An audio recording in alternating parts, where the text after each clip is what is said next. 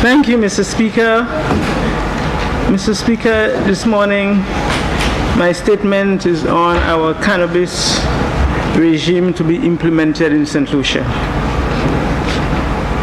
And today I rise to provide an update on the cannabis regime to be implemented in St. Lucia. Mr. Speaker, the path to developing a long-awaited legislative regime and rolling out an industry surrounding it has not been easy.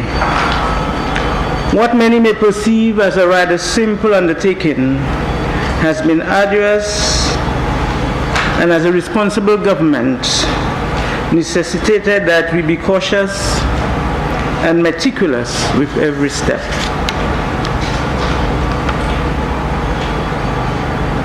Mr. Speaker, I have often said that the only way to eat an elephant is to have one bite at a time.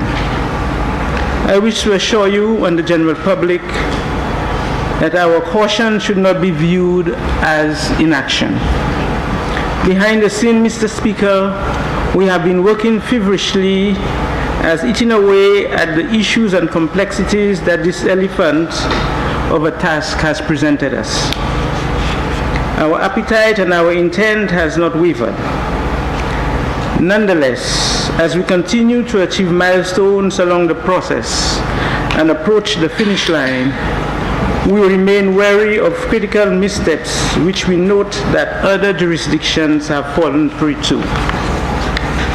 Mr. Speaker, I wish to take this opportunity to thank the members who have served on the Cannabis Commission, the Cannabis Task Force, and the current Steering Committee, who have, with each passing of the baton, played their role in their own way to progress the regime under development. Mr. Speaker, in the coming weeks, we intend to introduce to this Honorable House a bill called Regulated Substance Authority Bill. This bill will, upon its enactment, create a statutory body charged with the regulation and oversight of a number of regulated substances, which will include cannabis and cannabis products. The enactment of that legislation will spell another pivotal achievement in the process of cannabis reform, as it will allow for that entity to receive the baton from the hardworking members of the Steering Committee who have facilitated the review of the Regulated Substance Authority Bill and the Cannabis Bill, which we also intend to introduce shortly after the mobilization of the Regulated Substance Authority.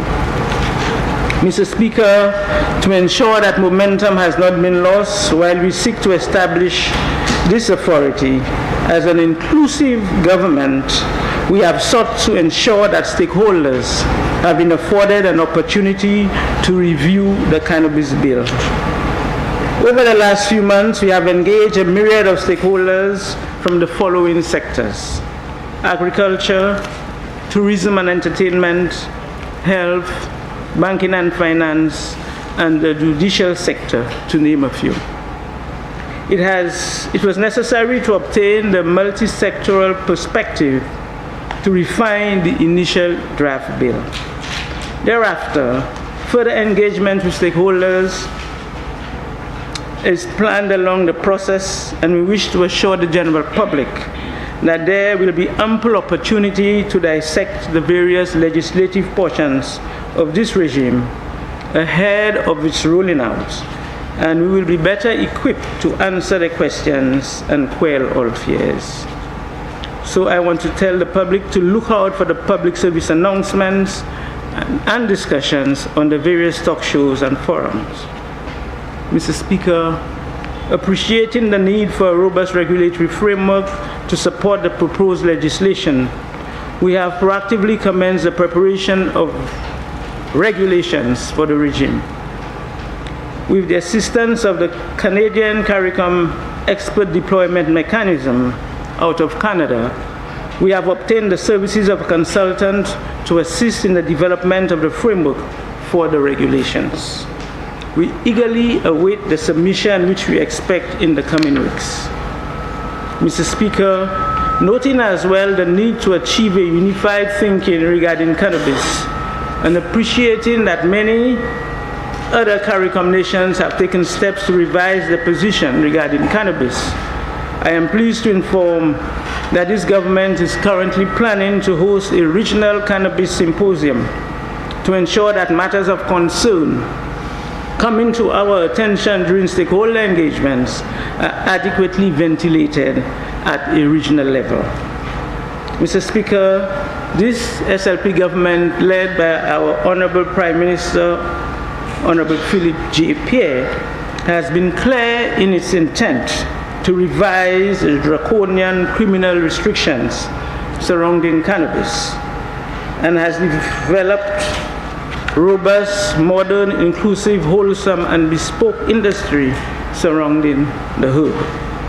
Mr. Speaker, I wish to reference page 16 of the SLP manifesto, wherein we promise the following with respect to cannabis, and I quote, "In dialogue and consultation with health officials, education officials, and advocates for marijuana legislation, we shall develop a medicinal and recreational cannabis industry." End of quote. Mr. Speaker, I wish to confirm that it has been a consultative process and we are well on our way to develop a medicinal and industrial cannabis industry as promised. I wish to encourage stakeholders to embrace opportunities for dialogue when we reach out to them. Mr. Speaker, we further promise, and again I'm quoting from the manifesto, we shall undertake to do the following: provide the necessary resources to create and maintain a sustainable and vibrant market for cannabis regionally and internationally. Mr. Speaker, within this year's budget, an allocation of $500,000 was made for the establishment of the Controlled Substance Regulatory Authority. Again, Mr. Speaker, within the manifesto, and I read again, we shall expunge the records of crimes relating to possession of small quantities of cannabis, as well as we shall decriminalize the use of marijuana, to be followed by its eventual legislation. As indicated earlier, Mr. Speaker, this process is well advanced, and the passage of the Regulatory Substance Authority Bill and the Cannabis Bill will give rise to the eventual legislation. Mr. Speaker, many may have noted the recent formation of the Herbal Cooperative, the THC. I have been informed that this cooperative, as the name suggests, will be involved in the production and processing of all medicinal herb. It will act as a central purchasing agency for all of its members' produce. It will provide members with all inputs and technical assistance. It will be involved in community development and national education regarding sustainable agriculture. As well, it will create pathways for social upward mobility for its members, most of whom for decades have been associated with cannabis. So, Mr. Speaker, the THC is indicative of the interest that our people have in benefiting from the cannabis industry. I take this opportunity to applaud the members of the THC for being proactive and seeking to organize and put structures in place in preparation for the industry, which will no doubt require time and resources. Mr. Speaker, while we encourage this and similar initiatives, we urge persons not to overstep the bounds of the current law and temper the eagerness in cases where the actions would fall afoul of current laws. Mr. Speaker, the work is far from complete, but our energy, determination, and passion to till what we perceive as fertile soil will not fail and will yield much fruit in due season. Mr. Speaker, we know that the people deserve better than the status quo and remain resolute in our promise to develop a vibrant cannabis industry in St. Lucia. I thank you.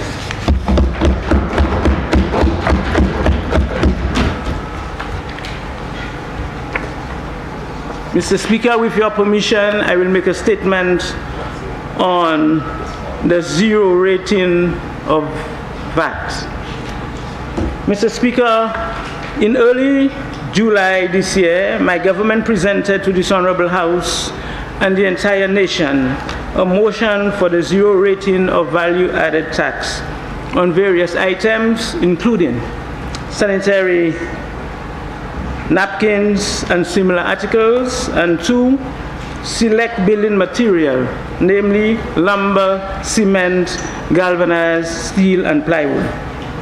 The VAT reduction, Mr. Speaker, from 12.5% to 0% took effect from the 2nd of August this year for a period of 2 years. Mr. Speaker, I must point out that it has always been the ethos of my government to seek to alleviate the burden brought over by the ever-increasing cost of living on our populace, even as we are faced with countless repeated external shocks. Our policies have been and will continue to be strategic, targeted, and guided by our mantra of putting people first. For us as a government, Mr. Speaker, this is not merely a catchphrase. It is truly our overarching mission. We also firmly believe that public policy must be rooted in scientific data. And at the Ministry of Commerce, we are intent on achieving this much. Mr. Speaker, the Ministry of Commerce was charged with the responsibility to monitor the administration and effectiveness of these measures, to provide guidance to business community, to facilitate compliance and ensure consumers reap the benefit of the VAT reduction. I wish to present a timely report to the Parliament of St. Lucia based on our findings since the introduction of the zero-rated VAT. Mr. Speaker, we fully anticipated that a 12.5% reduction aimed at improving consumer spending power would have almost immediately been reflected in the reduced cost of these supplies, once all other factors remained constant, including the cost of importing these goods and related inputs. I also made it clear in subsequent interviews with the local media that the government would set about the implementation and enforcement of this new measure collaboratively. The olive branch have been extended. I emphasize that we were not setting any stage for war with the business community, despite our many options for dealing with persistent non-compliance. The reality, Mr. Speaker, this did not go as smoothly as planned.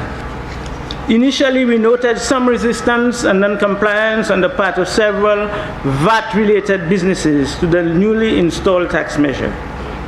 Upon further inquiry, we discovered that much of the non-compliance stemmed from the misconception that the 12.5% reduction would only be applied to new stock.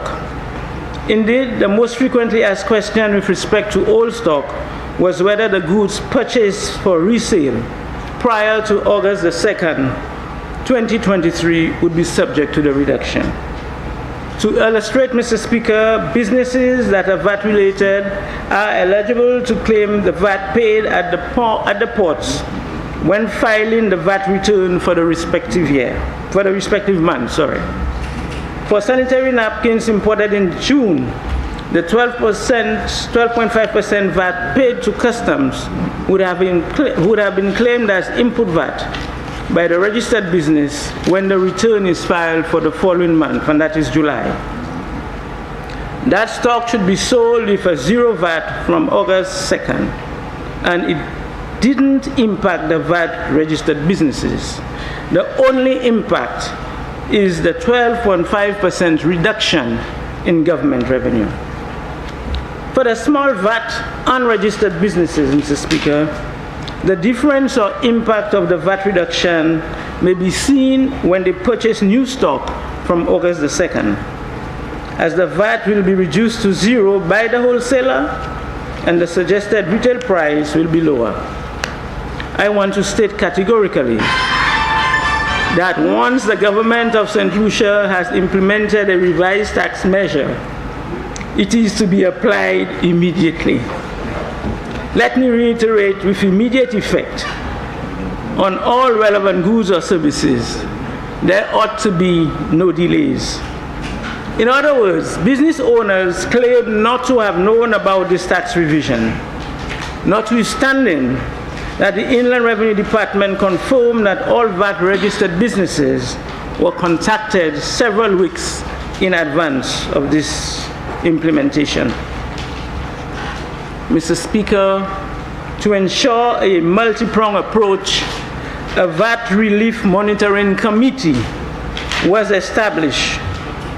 It is chaired by the Director of Consumer Affairs and comprises representatives from the various relevant arms and agencies of government, including the Ministry of Commerce, the Department of Finance, the Inland Revenue Department, Customs and Excise, the Statistics Department, and the Government Information Service, to tackle pertinent issues relating to the dissemination of public information. We are fully committed to maintaining this multi-pronged approach to ensure compliance to the new policy measure and to mitigate against any possible speculation and misinformation. Since its establishment, the committee has sought to produce a steady stream of new news releases and interviews, as well as public service announcements in support of this measure. More will follow in the coming weeks. In addition, Mr. Speaker, the Department of Finance has deployed additional resources to enhance the monitoring of the prices of these goods. Compliance and observations as it relates to sanitary napkins. In order to assess the effectiveness of this policy measure within the last few weeks, the Ministry of Commerce, through the Consumer Affairs Department, commenced a project to obtain baseline prices of the aforementioned VAT-related products and has been monitoring the importation and retail prices. To be clear, the baseline price and the review are the prices that were in place prior to August the 2nd.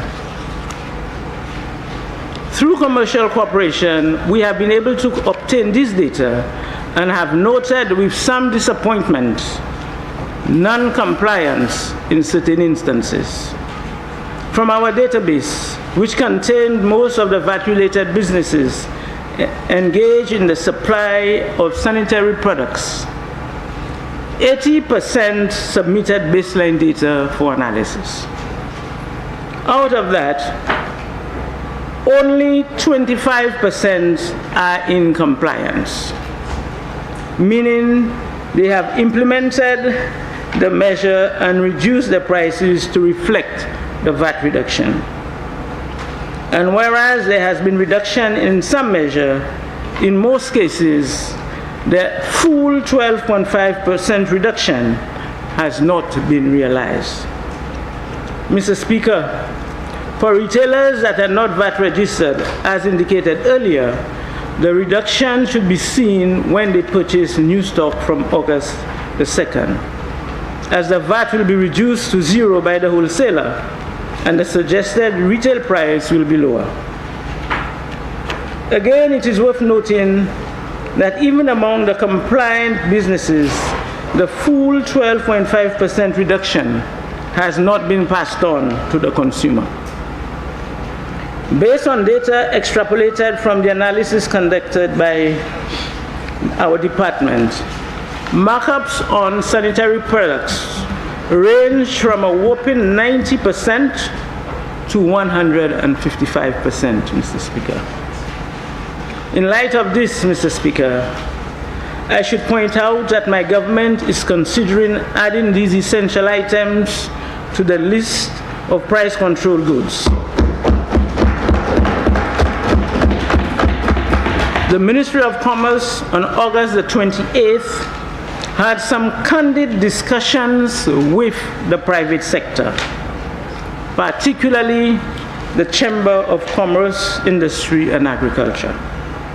While those present acknowledge that this product, the sanitary products, were basic necessities, they felt a distinction needed to be made between teen-specific products and those for general, wider usage. The recommendation was made to the Chamber to seek ways to lower prices by examining what is offered to students and women facing vulnerability, then submitting a proposal for consideration.